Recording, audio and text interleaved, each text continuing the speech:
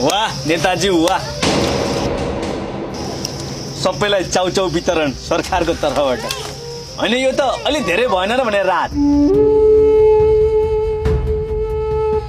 यत्रो चेने बाढी आएर घरबार बिन बाछ, मान्छेको ज्यान गाछ।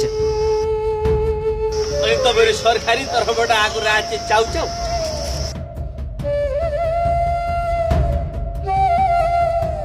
यो चाउचाउ नि फिर्ता ल्याउनुस्। पीडितलाई कसरी सहयोग गर्नुपर्छ म देखाउँछु।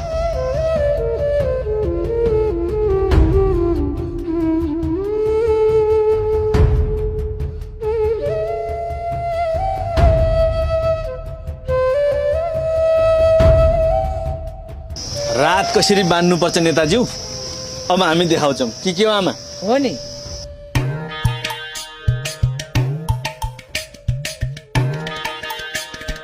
राई जुमा जुमा क्या मस्क्या कि का हो राई जुमा। ए नाम मात्रको सुन्दरे कता मुन्टिस? म जहाँ जान लायो पनि यहाँ जान लायो भनेर त किन भन्न पर्थ्यो र, तर सोधिहाल्यो के अरे त्यो बल्छीले बाढी पीडितहरूको लागि चाहिँ रात बाँडेर आएर छ, म त त्यहीँ जान लायो हुन् के अरे। होइन के अचम्म गरेछ त्यो माछा काँडले, म पनि जानु पर्यो एकपल्ट। जय जय बाबु। लाख रुपियाँ।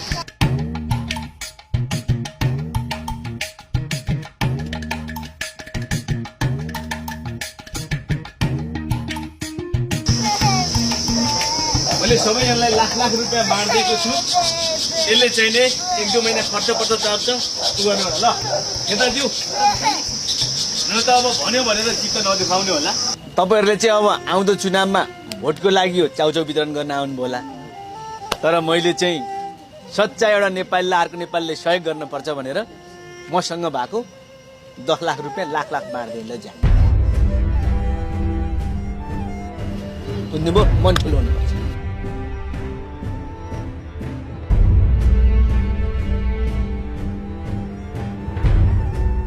अलि राम्रोसँग जाने होला, छिटो जाने होला। रिबन काट्नु पर्यो नि अर्को कार्यक्रमको। ओ ठीक बनिस् तैँले। बल्छी सरको जय होस्।